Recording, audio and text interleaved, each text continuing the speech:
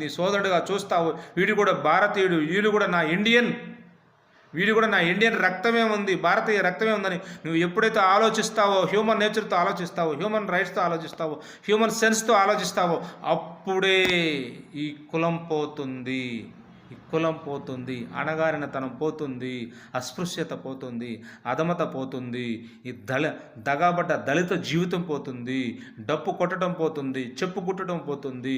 వాడు వేసే పనులు ఉన్నాయి చూసారా, వృత్తి పనులు, సాలె, మగ్గం, ఇవన్నీ వృత్తులున్నాయే అవి అఫీషియల్ పలానా కులవాడు చేయాలన్న రూల్ ఏం లేదు. మాల తీసేయండి, మాదిగ తీసేయండి, ఇప్పుడు పేరు పక్కన కులాలు తీసేయండి. సమాజంలో సమానంగా అందరూ మనుషులే, అందరికీ హక్కు ఉంది, భూమిలో హక్కు ఉంది, ఆస్తిలో హక్కు ఉంది, బిజినెస్లో హక్కు ఉంది, మీ దగ్గరున్న డబ్బులో హక్కు ఉంది, అన్నిటిని